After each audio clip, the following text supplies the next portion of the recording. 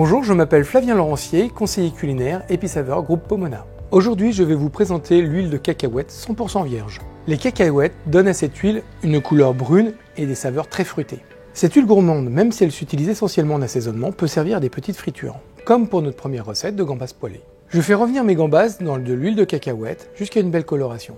J'y ajoute un mélange de coriandre, d'ail et de cacahuètes hachées. Je déglace le tout avec un filet de jus de citron et un peu de sauce soja. Je dresse un dôme de riz surmonté d'un sommité de chou romanesco. Je dresse mes gambas. Je termine le dressage avec la sauce et quelques peluches de goût à cresse. Je vous propose maintenant de travailler l'huile de cacahuète à froid dans deux recettes salées. La première, un steak tartare de bœuf. J'incorpore tous les ingrédients de ma sauce sans oublier l'huile de cacahuète. Je complète mon assaisonnement et finis par des cacahuètes hachées. Je mélange intimement cette sauce avec ma viande. Je dresse mon steak tartare avec des smashed potatoes. Je termine le dressage avec un cornichon mal au sol, quelques brisures de cacahuètes et un brin de cerfeuil. Pour ma deuxième recette à froid, j'utilise l'huile de cacahuète dans une sauce vinaigrette moutardée. J'associe l'ensemble des ingrédients de cette sauce, dont le vinaigre de Xérès, et je l'émulsionne à l'huile de cacahuète.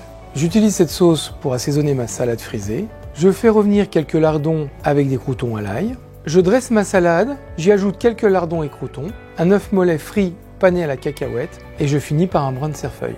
Pour terminer, je continue d'exploiter le fruité de cette huile de cacahuète dans un dessert au chocolat. Je réalise un caramel laitier dans lequel j'incorpore de l'huile de cacahuète. Lorsque mon caramel commence à brunir, je rajoute des brisures de crêpe gavotte. Je le débarrasse sur une feuille de papier sulfurisé, je l'étale au rouleau et je le réserve au frais.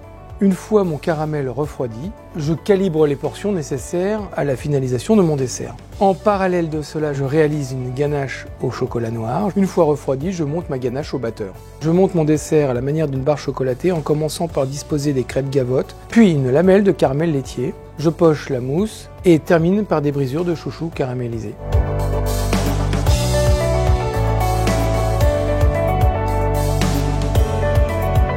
A très vite pour de nouvelles inspirations Esprit de Chef.